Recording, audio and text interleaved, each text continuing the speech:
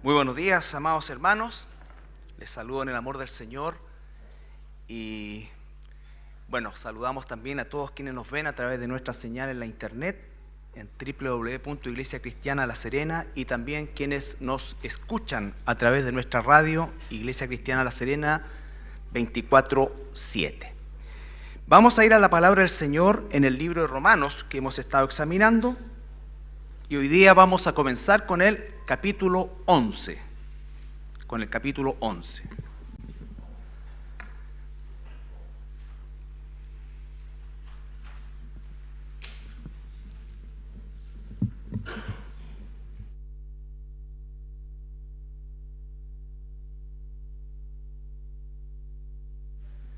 Bien, Romanos 11, vamos a ver el día de hoy desde el versículo 1 hasta el versículo 6.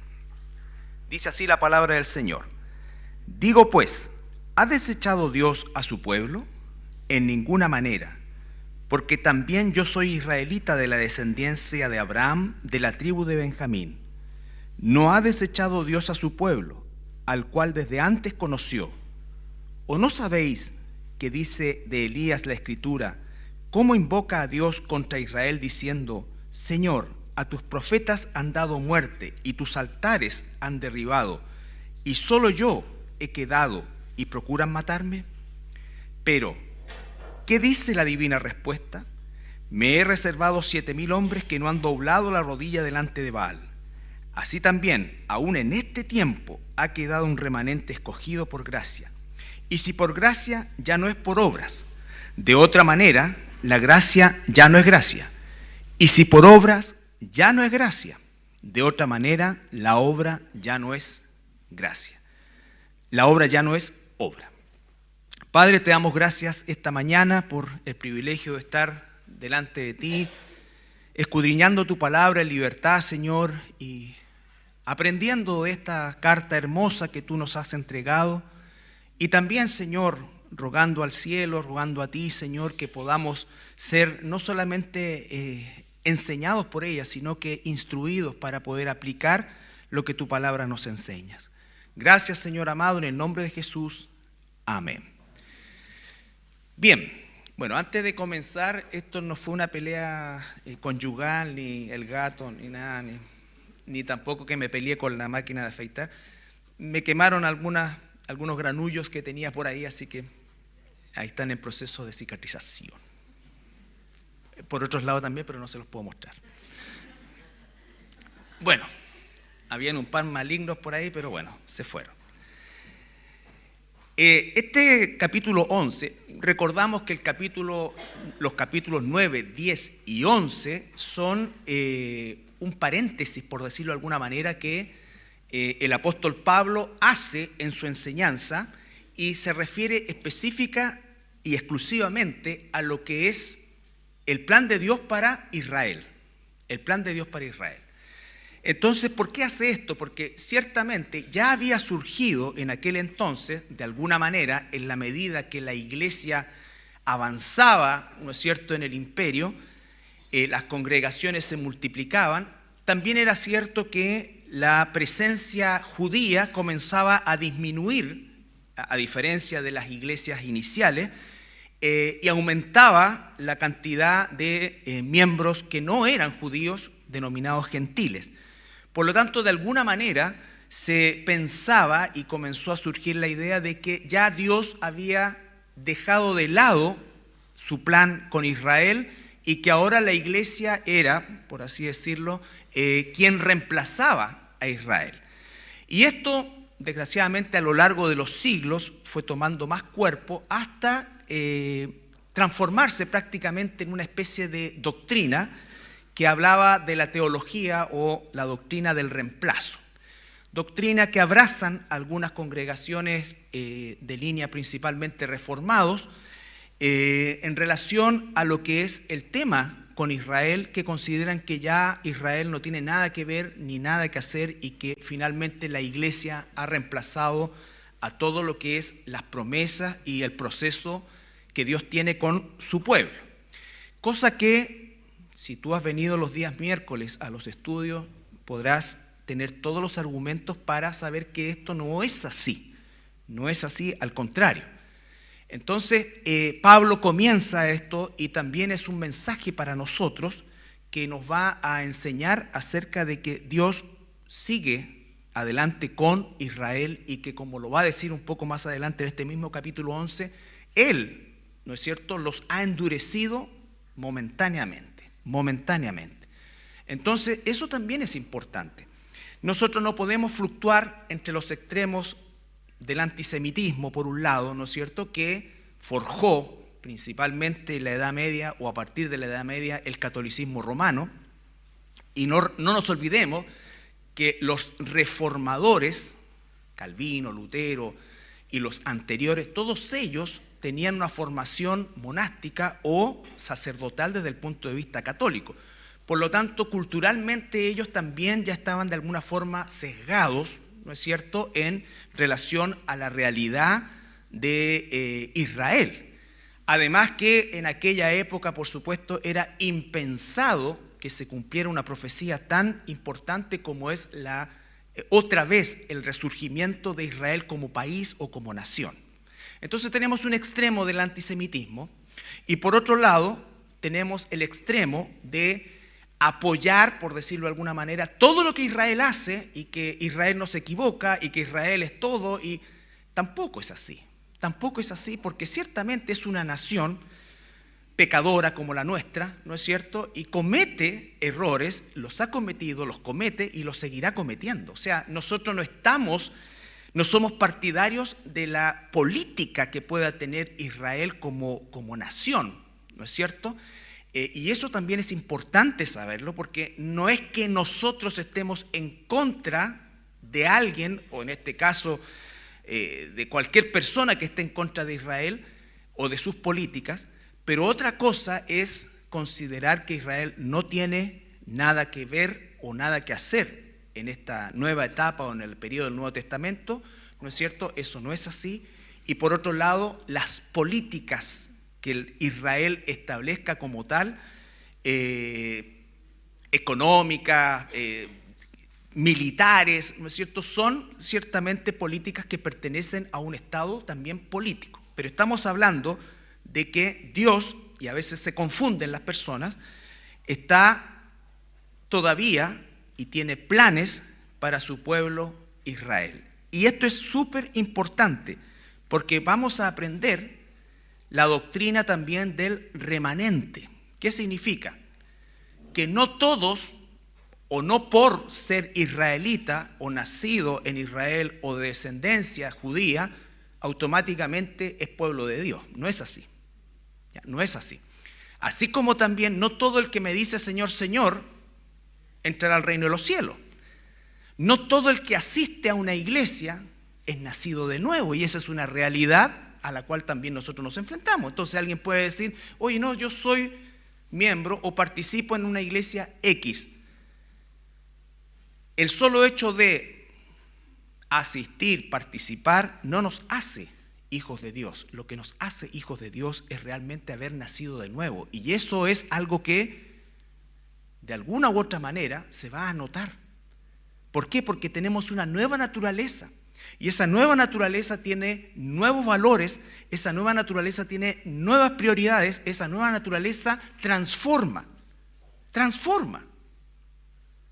Por lo tanto, el concepto de remanente también es importante que nosotros lo conozcamos, lo manejemos, ¿no es cierto? Y, por supuesto, también lo apliquemos. Entonces parte diciendo el apóstol Pablo en el capítulo 11, versículo 1. Recuerde que Pablo ha establecido permanentemente una forma de escritura basada mucho en las preguntas que se llaman retóricas, y además él mismo las responde. Son preguntas que de alguna manera representan posibles preguntas que alguien o algunos se puedan estar haciendo. Lo primero que dice es, digo pues, ¿ha desechado Dios a su pueblo? Y aquí se está refiriendo específicamente a Israel. Y la respuesta es categórica, en ninguna manera. Esa expresión en el griego es la expresión meganoito, que significa Dios no lo permita jamás. ¿No es cierto? Entonces es una expresión quizás la más potente para negar algo. En este caso, ¿qué está negando con tanta firmeza?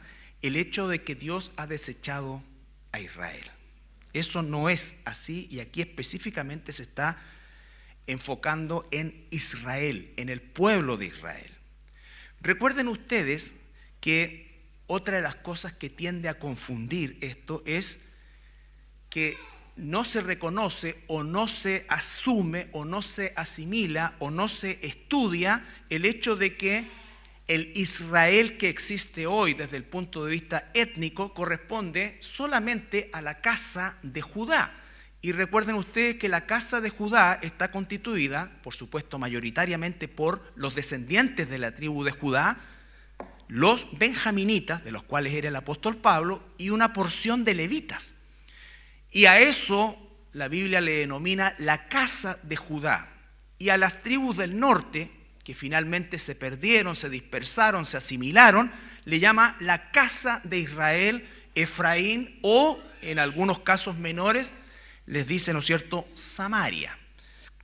Entonces, cuando está hablando acá del remanente de Israel, se está refiriendo específicamente a la casa de Judá. Hoy día, por ejemplo, existe el Estado de Israel, pero es un Estado declarado en su propia, ellos no tienen todavía por si acaso constitución, en su propia declaración de independencia dice es un Estado judío, pero el país se llama Israel. ¿Ya? El país se llama Israel. Recuerden también que cuando Dios, por medio de Jacob, bendice a Efraín, que era el nieto de Jacob, pero él lo adopta como hijo. ¿Y qué es lo que le cede? El nombre.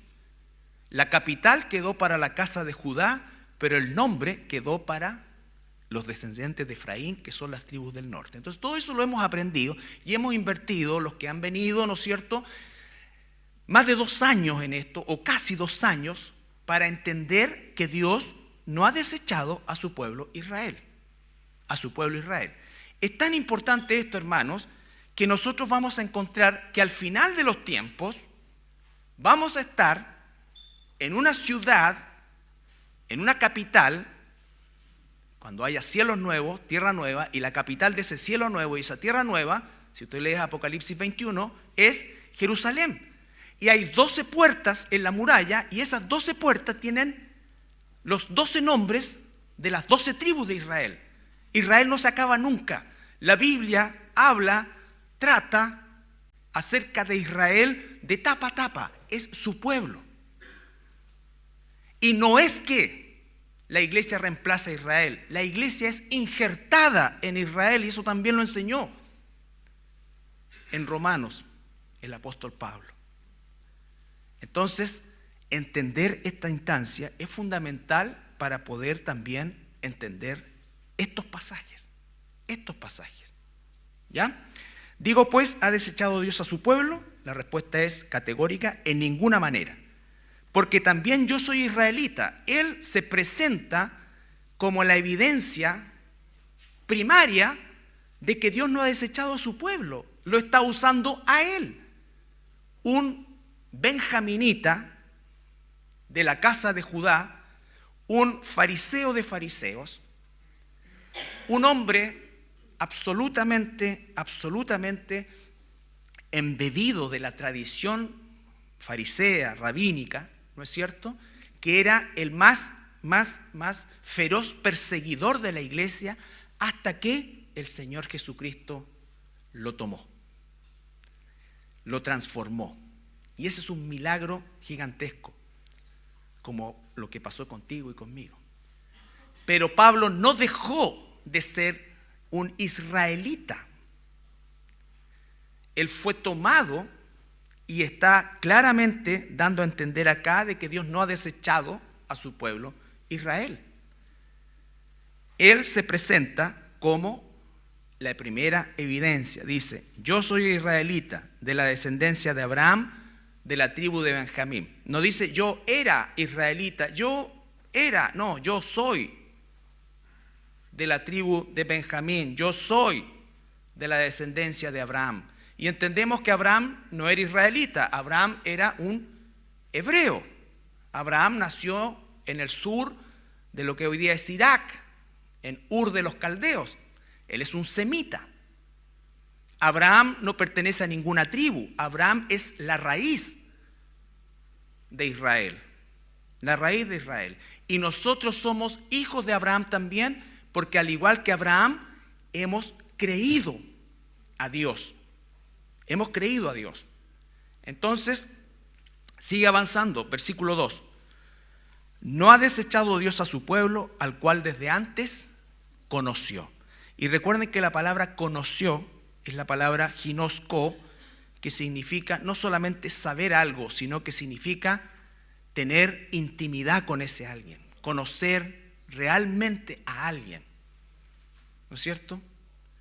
Tú puedes conocer de nombre a alguien, puedes conocer a una figura, pero el punto no es ese tipo de conocimiento, sino que el conocimiento es intimidad. Por eso es que se usa esta palabra siempre en relación a Dios con su pueblo, la iglesia o Israel, y en el pacto matrimonial, ese ginosco.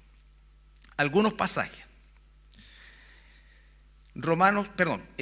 Primera de Samuel, capítulo 12, versículo 22.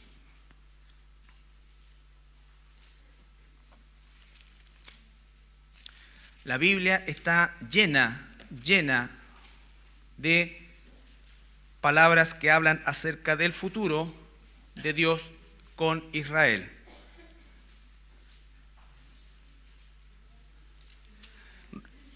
Primera de Samuel 12, 22.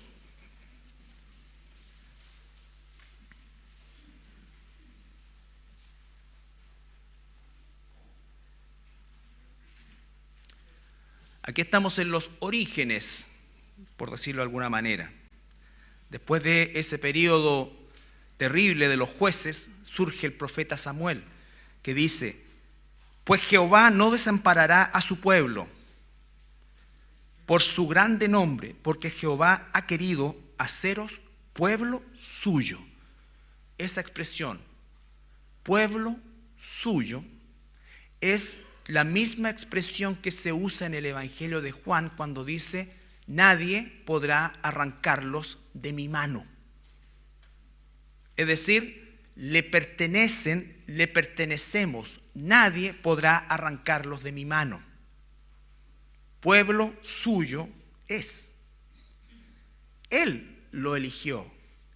¿Y por qué? ¿Tenían algún mérito? La respuesta es categórica, y ustedes saben, en Deuteronomio dice no. Lo eligió para glorificarse aún más Dios, porque eran los más débiles, los más insignificantes de todos los pueblos que existían en aquel entonces. Y de esa manera Dios se glorifica aún más, aún más. Vemos después el Salmo 106, 40. Salmo 106.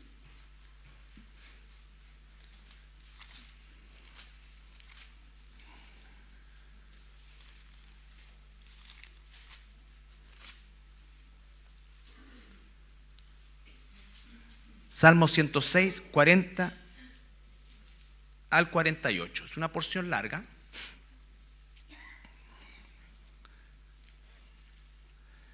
Vean acá. Se encendió por tanto el furor de Jehová sobre su pueblo, Israel. Claro que Dios ha disciplinado a Israel. Y abominó su heredad. Los entregó en poder de las naciones y se enseñorearán de ellos. Esa es la permanente historia de Israel. Los que les aborrecían. Sus enemigos los oprimieron y fueron quebrantados debajo de su mano. Muchas veces los libró, mas ellos se rebelaron contra su consejo y fueron humillados por su maldad. Con todo, él miraba cuando estaban en angustia y oía su clamor y se acordaba de su pacto con ellos. Recuerde, el concepto de pacto en la Biblia es irrevocable. Dios hizo un pacto con su pueblo Israel y eso es irrevocable. Pese a que ellos eran disciplinados, se seguían rebelando, pero con todo, que dice, él miraba cuando estaban en angustia y oía su clamor y se acordaba de su pacto con ellos y se arrepentía conforme a la muchedumbre de sus misericordias.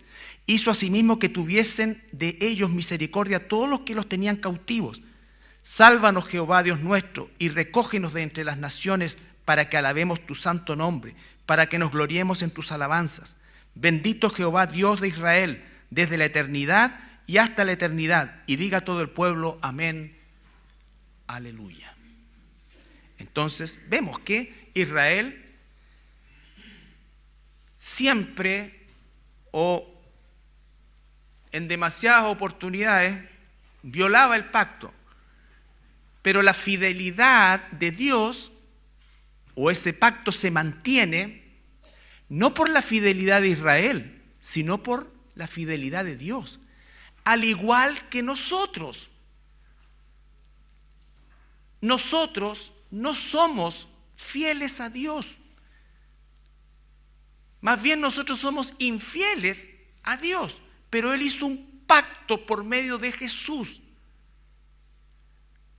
Y aun cuando nosotros pecamos, aun cuando nosotros luchamos contra el pecado, aun cuando caemos, Dios mantiene su palabra. Por eso es que la salvación no se pierde. No por nosotros, es por Él. Es por Él. Cuando alguien dice, mira, yo peco nomás y después me arrepiento, peco, me arrepiento, y ha tomado la gracia como desgracia, probablemente esa persona no ha nacido de nuevo. Pero el que ha nacido de nuevo le pertenece a Dios y nadie podrá arrancarlo de la mano de Dios. Ni siquiera yo mismo. Aunque quisiera, ¿recuerdan cuando Pablo dijo, yo quisiera ser anatema por ustedes? Ay, ¿verdad que ahora estoy con él? Pero es imposible, aunque quisiera. Entonces eso, hermanos, es fundamental. Es fundamental para poder entender lo que Dios nos dice a través de este mensaje. Aprendemos de la fidelidad de Dios. Hay corrientes que enseñan que la salvación se pierde. Eso es una monstruosidad. La salvación jamás se pierde porque no depende de mí, depende de Él. Y Él es inmutable. Sus decretos son inmutables. Entonces, cuando tenemos esta seguridad, ¿cuánto más debiéramos nosotros responder en gratitud a Dios? En buscar santidad, no para ganar algo delante de Él, sino por gratitud a Él. Señor, ¿qué quieres que yo haga? ¿Qué quieres que yo haga? Tú lo has hecho todo, ¿qué quieres que yo haga? Entonces, la importancia de esto, hermanos, es radical porque Dios no cambia. Dios tomó un pueblo en la antigüedad, se comprometió, hizo pacto que no lo destruiría jamás, aunque los disciplinaría cada vez que cayeran, pero Él no los desampararía jamás.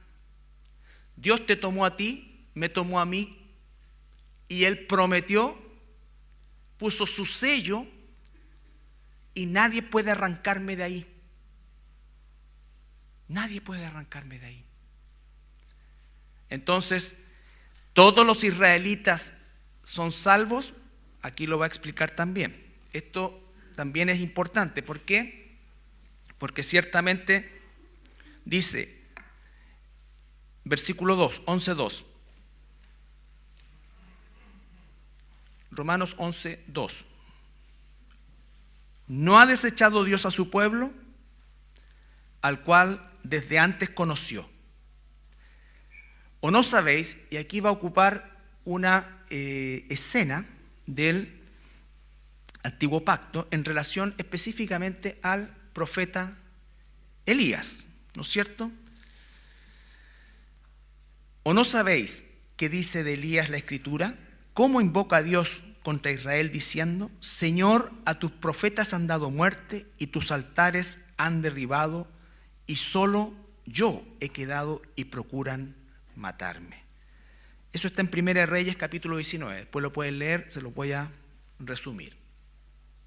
¿Recuerdan ustedes? Elías se enfrenta a los profetas de Baal, ¿no es cierto?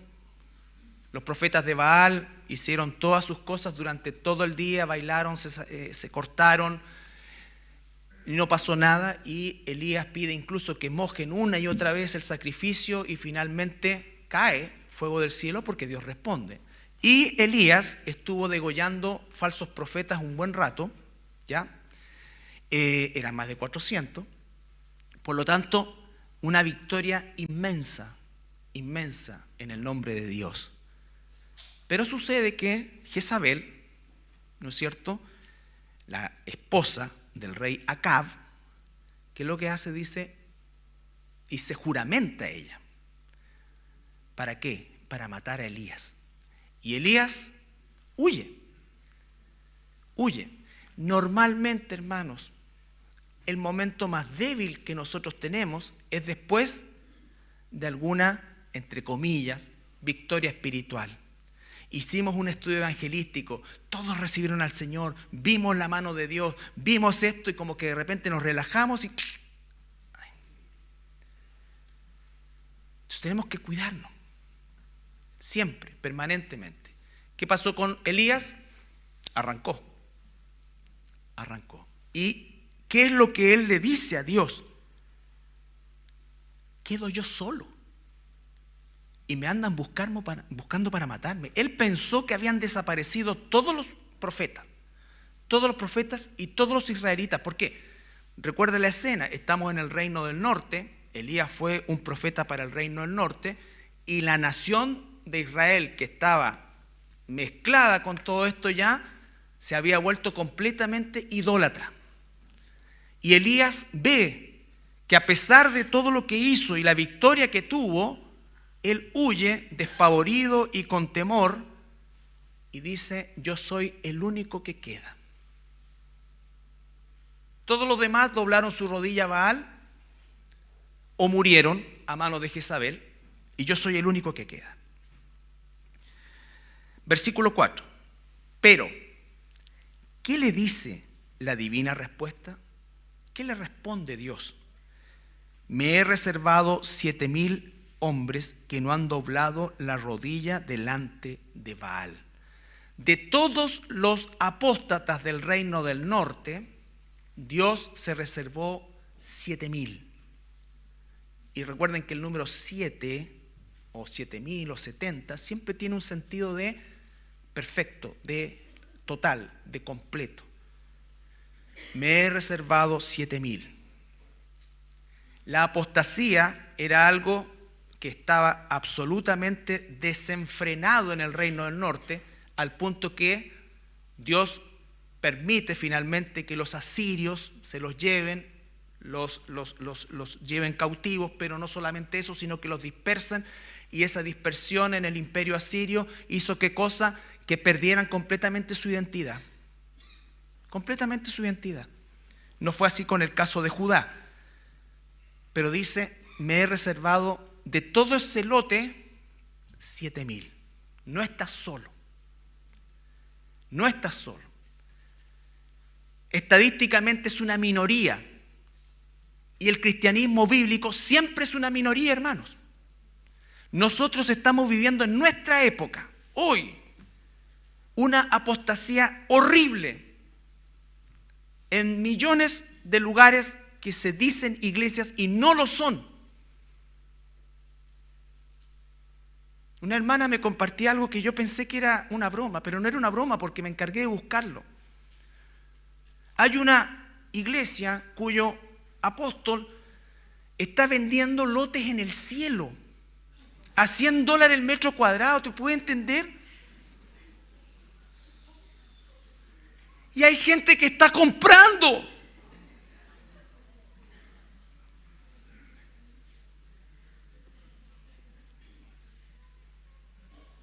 ¿Puedes creer eso? ¿Cómo se llega a eso? ¿Cómo se llega a eso? ¿Cómo llegan las cosas a ¿Es podrirse o pudrirse? ¿Po o pu? ¿Po? Levante la mano a los po. Digo que esto sale para todo el mundo, después van a decir que uno es ignorante. ¿Pudrirse o podrirse? Ya. ¿Cómo llegó esto a podrirse? Después me ponen abajo, aprende a hablar y todo. ¿Cómo? Entonces, cuando hablamos de ser celosos de la sana doctrina, no es algo que queramos ser exclusivos, no. Por supuesto que siempre estamos aprendiendo y siempre tenemos que dejar espacio a aprender algo más o a tener una concepción distinta o más profunda de algo que a lo mejor no habíamos examinado en su total profundidad. Pero otra cosa son estas barbaridades o cuántas otras más. ¿Cuántas otras más? Y uno pudiera pensar, Dios mío, ¿seremos los únicos que están tratando de seguir la Biblia? Y no por sentirte exclusivo. El sentimiento de Elías no era exclusivismo, era soledad, desamparo. Desamparo. Hoy día las iglesias evangélicas en nuestro país, una mayoría importante, están sumamente politizadas. Evangélicos por. Los púlpitos se han transformado en verdaderos lugares de campaña. Entonces, mis hermanos, nosotros tenemos que seguir luchando por ser ese remanente fiel, no como un sentido exclusivista, sino con el temor de Dios y rogando a Dios que Él siga teniendo misericordia de nosotros. Aunque sabemos que sigue teniendo misericordia, hay que rogar igual. ¿Por qué? Porque eso nos mantiene humildes. Humildes. Sabiendo que no hay nada en nosotros mejor que incluso aquellos. Es solo gracia de Dios. Pero esa gracia no es para usarla de manera equivocada. Esa gracia es para seguir aferrándonos a ella. No para abusar de ella, no para pensar que somos los únicos depositarios de ella, sino para realmente pensar y aferrarnos a ella. Somos salvos por gracia.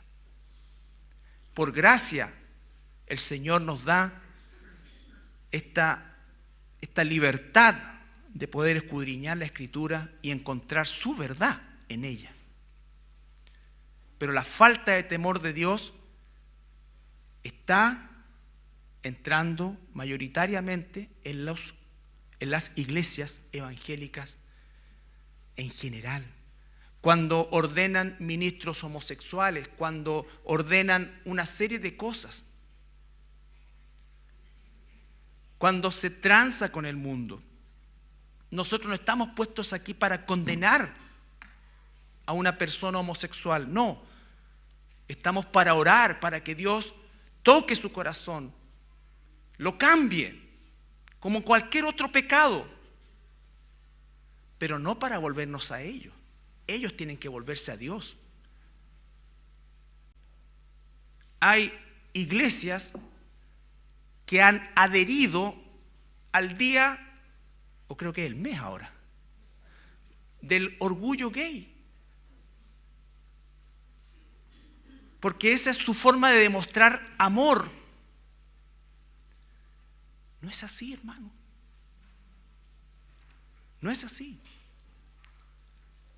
Y entonces nos vamos a llevar probablemente el repudio de muchos de afuera y de muchos que supuestamente son de adentro del pueblo de Dios.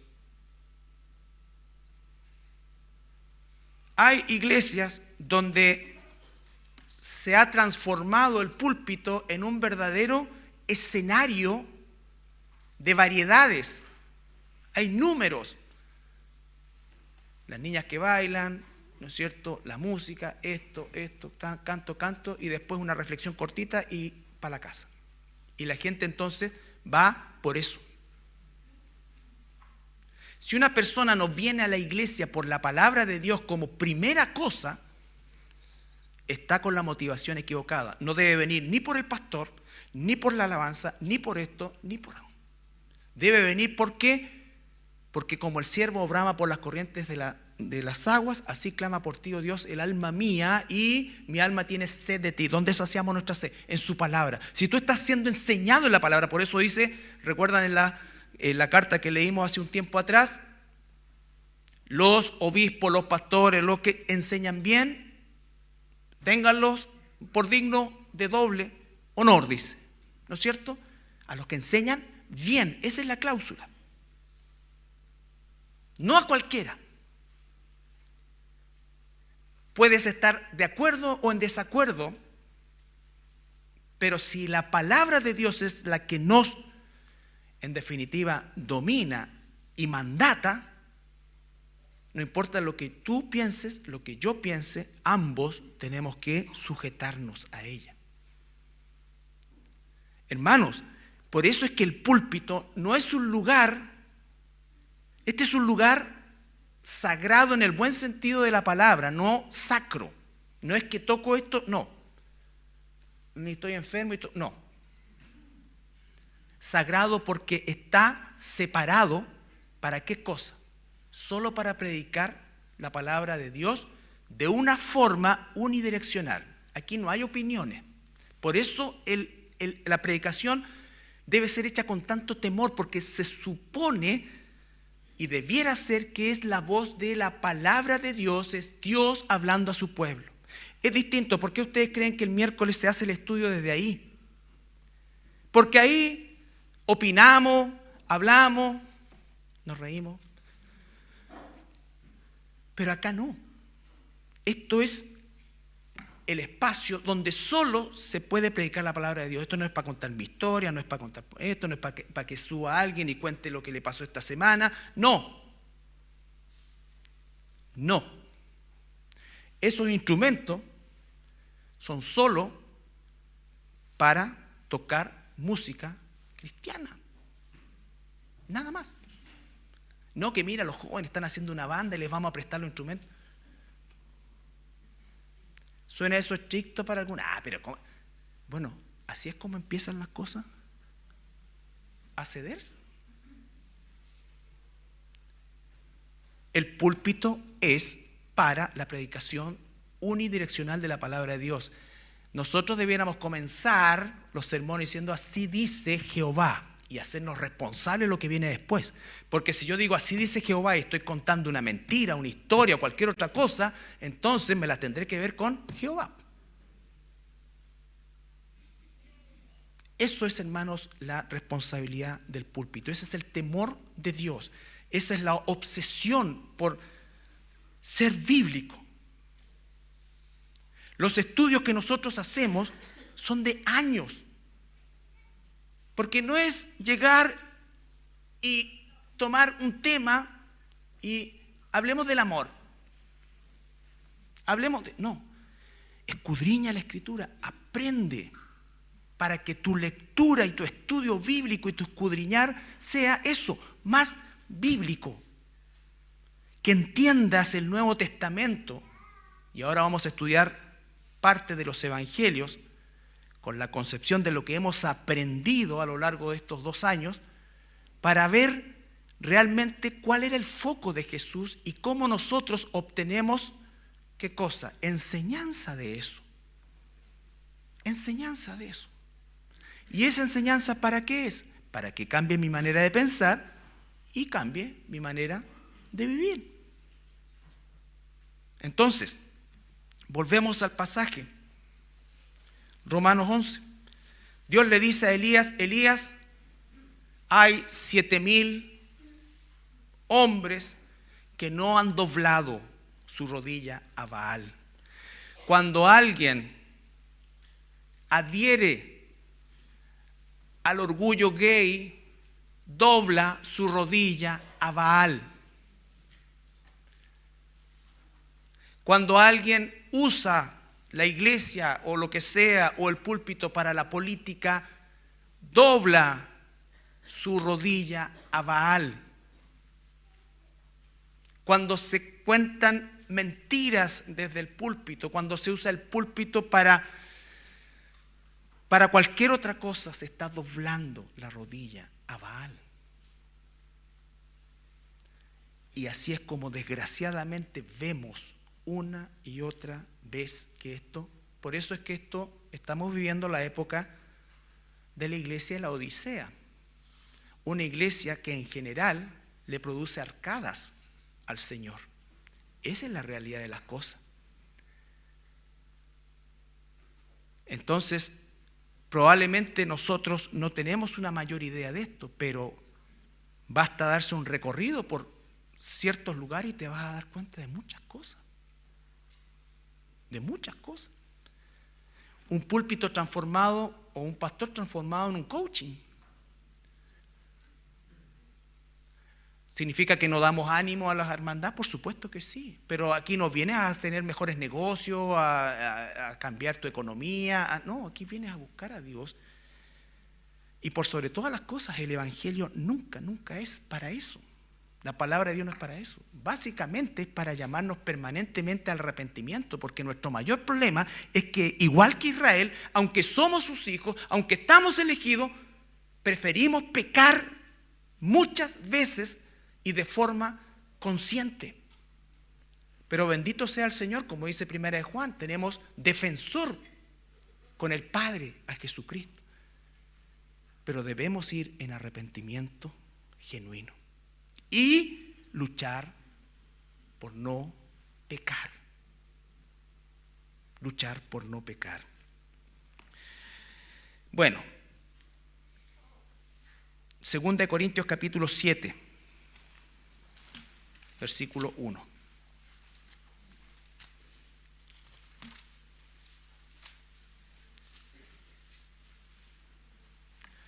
Por lo tanto, en base a todas estas promesas que tenemos,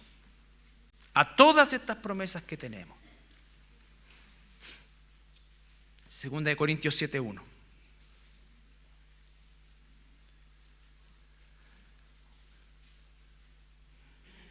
Así que, amados, puesto que tenemos tales promesas, ¿no es cierto?, ¿qué debemos hacer? Limpiémonos de toda contaminación de carne y de espíritu, perfeccionando la santidad en el temor de Dios. Eso es lo que debemos buscar. ¿Cuál es la voluntad de Dios? Se preguntan muchos. Vuestra santidad, dice la palabra. La divina respuesta siguiendo el pasaje. Entonces, puesto que tenemos tales promesas, la primera de ellas es que le pertenecemos y nada puede separarnos del amor de Dios. Nada, ni al destino que Dios ha trazado solo por su gracia para su pueblo, para nosotros, para la iglesia. ¿Cómo es que entonces debemos responder nosotros? Limpiémonos de toda contaminación. Contaminación. Lo importante siempre va a ser definir contaminación. Porque hay cosas que son a lo mejor consideradas normales y pueden ser contaminación. Contaminación. De carne y de espíritu, perfeccionando la santidad. Escuchen bien, perfeccionando la santidad en el temor de Dios. Vale decir, con humildad. Busco santidad. La palabra santidad no es sin pecado. La palabra santidad es la búsqueda de Dios, de la transformación de Dios. Aún en nuestra imperfección, Él se perfecciona. ¿Y eso qué es lo que debe producir? Humildad. Porque es su obra. Yo la busco, pero es su obra. Su obra. Volvemos a Romanos.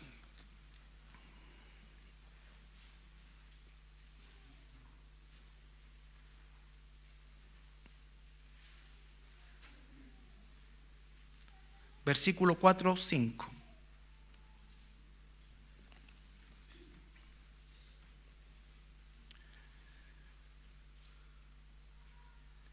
Pero, ¿qué dice la divina respuesta?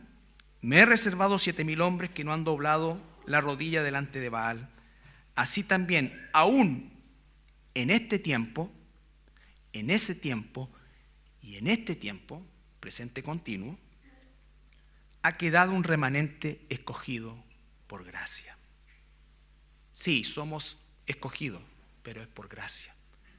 Y eso se va a demostrar en la forma de vida que tenemos, en buscar siempre la gloria de Dios, la honra de Dios, siempre buscando hacer su voluntad aquí en la tierra como se hace en el cielo, siempre realmente buscando extender su reino a través de la predicación correcta, sana, total del Evangelio, no doblando nuestra rodilla a Baal, por más que eso pueda costarnos no la vida en este tiempo, pero en otros lados sí, como aquellos jóvenes que no se postraron ante la estatua de Nabucodonosor. ¿Cuál fue la respuesta de ellos? ¿Se recuerdan? Aunque nos metan al horno, igual no nos vamos a postrar. Eso es no doblar la rodilla delante de Baal. La palabra Baal podría ser un genérico para cualquier ídolo que nosotros tengamos. Nuestra comunidad, nuestra avaricia, nuestro orgullo. ¿Cuántas cosas? ¿Cuántas cosas?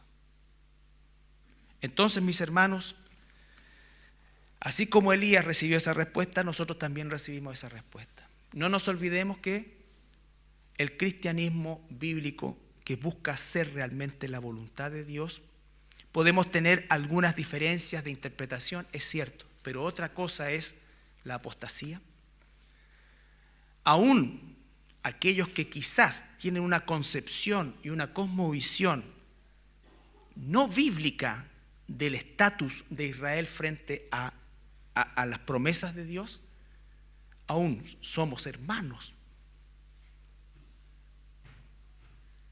Aún somos hermanos, pero otra cosa es la apostasía. Y la apostasía ocurre en iglesias sanas y por supuesto también en, no me gusta llamar iglesia, en lugares insanos. Pero ¿sabes qué? En esos lugares insanos hay ovejas de Dios. Y esas ovejas de Dios escucharán la voz de Dios. De alguna manera, por internet, por esto, la radio o cualquier cosa. Y saldrán. Y saldrán. ¿Saldrán por qué? Por lo que dice la palabra, no por lo que la mayoría dice. Quiero decirles que la mayoría está equivocada. La mayoría está equivocada. Un día seremos mayoría. Y ese día va a ser cuando nuestro Señor Jesucristo reine por los siglos de los siglos. ¿Por qué? Porque no habrá más pecado. No habrá más pecado. Pero ese día no ha llegado. Hoy somos minoría. Somos minoría. Nosotros somos minoría. Dentro de una iglesia hay minoría. Porque una iglesia se desarrolla no por la mayoría, se desarrolla por la minoría. La minoría es la que ofrenda, la minoría es la que trabaja, la minoría es la que se compromete, la minoría es la que está. No es la mayoría. Y eso tenemos que asumirlo también. En esta iglesia y en toda iglesia sana, y sana no significa que no podamos enfermarnos, por eso tenemos que cuidarnos. En una iglesia así hay más asistentes que esa minoría que es la que hace funcionar el cuerpo de Cristo. Me pueden venir, no, es que podría ser a las 4, podría ser, no, es que en realidad no puedo, no, sí, voy a tratarlo, no. No. ¿Cuántos están endeudados con el Dios X ¿no es cierto? Por más, y que si migajas le dan a la obra de Dios. Si vienes donde un lugar que te robaban, es una desgracia, pero eso no te exime de dar a Dios con la misma generosidad que Él te ha dado. Tu tiempo, tus recursos, lo que Dios ha puesto. Entonces, la invitación es hacer de esa minoría. ¿Es más sacrificado? Claro que sí. Pero es la zona de mayor gozo y donde realmente mi existencia, tu existencia cobra sentido, hermano. No hay nada en este mundo, y con esto no estoy diciendo que dejes todo botado, no, cambia tus prioridades. Cambia tus prioridades. Sé disponible. No puede ser que otras cosas ocupen la totalidad de tu tiempo. Y no me digas que no tienes tiempo, porque estoy seguro que sí tenemos tiempo. Sí tenemos tiempo. La palabra dice en Efesios, aprovechen el tiempo porque los días son malos, y vaya que lo son. Vaya que lo son. Entonces debemos, hermanos, decidir. Esto no es algo que el pastor obligue. En otros lados, ¿sabes qué? Obligan. ¿Y qué logran? Solo asistencia, no transformación. Solo asistencia. Y entonces digo, estaba la iglesia llena. Pero si están todos obligados, porque si no va a ir la policía de la moral a la casa a buscar. No. Yo espero en el Señor que nadie esté aquí obligado. Yo espero en el Señor que estemos aquí porque queremos ser esa minoría, parte de ese remanente que Dios tiene, porque a través de este remanente va a seguir llamando a sus ovejas. Pablo dice, y termino, versículo 5, así también aún en este tiempo ha quedado un remanente escogido por gracia. Nosotros somos un remanente. En toda época Dios ha tenido un remanente, e Israel no es la excepción. Dios no ha terminado con Israel. Vamos a ver más adelante, Él les ha provocado un endurecimiento en parte, momentáneo. Pero en un momento, que es lo que estamos estudiando los miércoles, ese freno va a salir, y aquellos que le reconozcan, como dice Zacarías, mirarán al que traspasaron. Y a lo largo de toda la historia del mismo Israel han habido un remanente de judíos que se ha salvado. En el primer siglo, en el segundo y hasta el 21. Y hasta el 21. Porque aunque no lo veamos así, hay judíos que han abrazado y se han convertido a su Mesías, que es Cristo, a nuestro Mesías, que es Cristo. Pero sigue siendo una minoría. Un día esto se va a invertir en el tiempo de la tribulación. Van a ser los judíos los que lleven el evangelio a los gentiles. Hoy día los gentiles les llevamos el evangelio a ellos. Por eso oramos por la paz de Jerusalén. Y no estoy hablando de la paz en el sentido de que se termine el conflicto allá, no, porque eso no va a pasar. ¿Sabes por qué oramos por la paz de Jerusalén? Porque el día que haya paz en Jerusalén realmente significa que el príncipe de paz, nuestro Señor Jesucristo, está reinando. Ese es el día que anhelamos. Ese es el día que anhelamos. ¿Ha desechado Dios a su pueblo? En ninguna manera. Nos ponemos de pie para orar.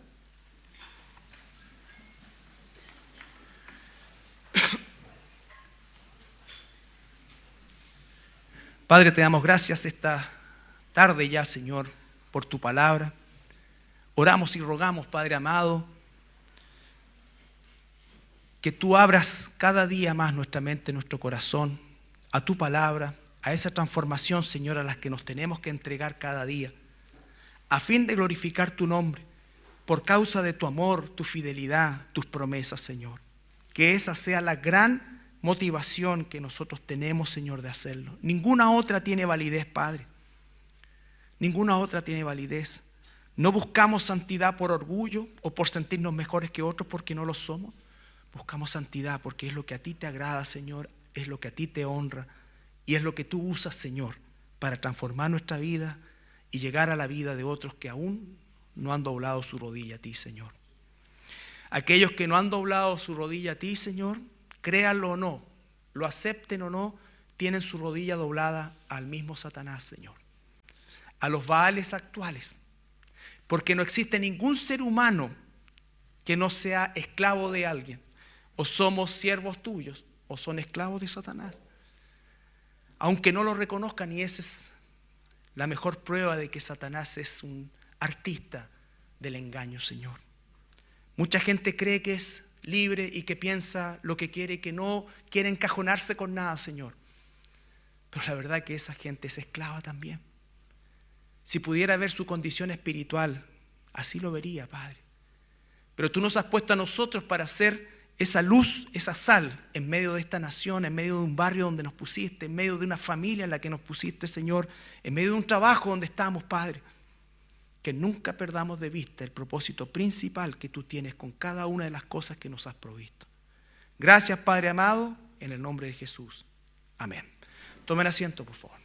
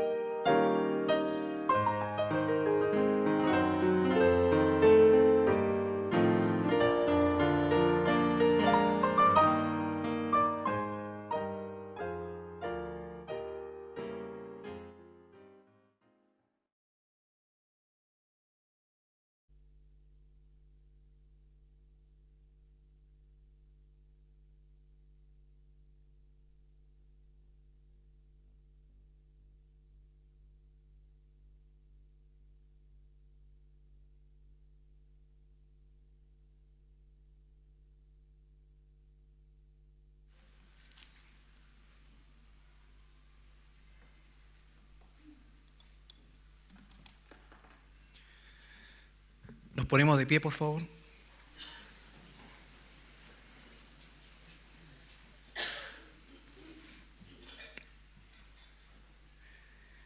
Cuando el Señor Jesucristo fue a la cruz por nosotros, ciertamente Él estaba sellando el pacto renovado, como dice la Escritura.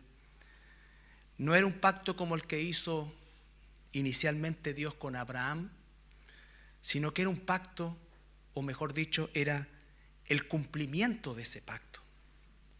Porque jamás la sangre de corderitos o de cualquier otro animal iba a poder redimir a un pueblo o a nadie.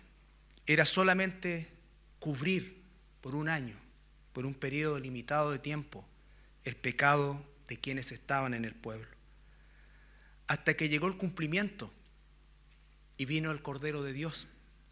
Y Él no solo cubrió, no, Él quitó el pecado. Y eso es, hermanos, lo que nos garantiza que sus promesas todas ellas se cumplen, son inmutables. Dios no miente, dice Tito. Y la Escritura una y otra vez lo dice. Nosotros mentimos, Dios no miente. Y por lo tanto, cuando estamos recordando lo que Jesús hizo por nosotros, estamos también recordando su fidelidad. Y nos debe dar el impulso para luchar por ser fieles a Él. Somos sus hijos, tenemos sus promesas. Y porque somos sus hijos, tenemos sus promesas.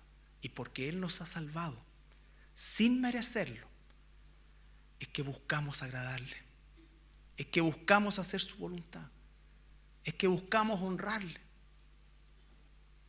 Es que buscamos que Él nos mire, no solamente con gracia, sino que nos mire también y pueda decir: este es mi hijo amado y en Él tengo complacencia. No por quién es, sino por qué es lo que vive, cómo lo vive.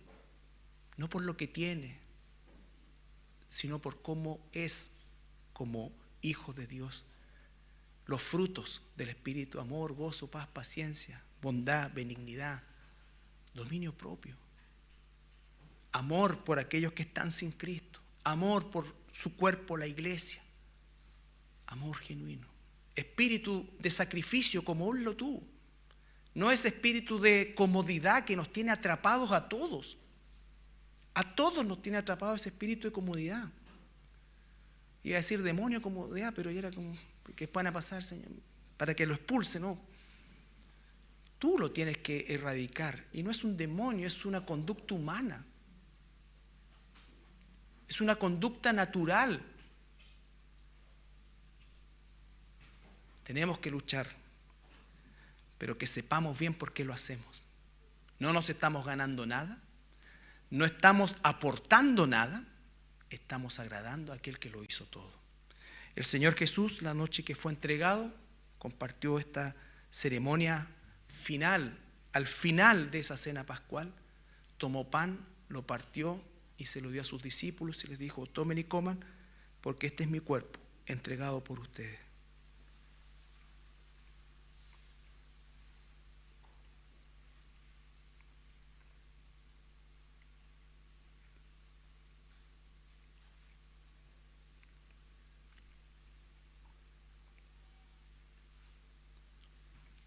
Luego tomó la copa, la bendijo y se la repartió a sus discípulos y les dijo: tomen y beban, porque esta es mi sangre derramada para el perdón de los pecados.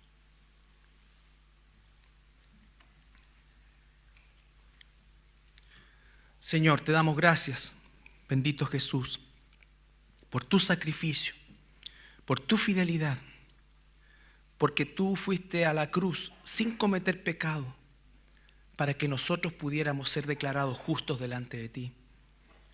Señor, que tu sacrificio en nuestra vida sea el permanente recuerdo de que somos salvos por gracia y que hay propósito en nuestras vidas, Señor.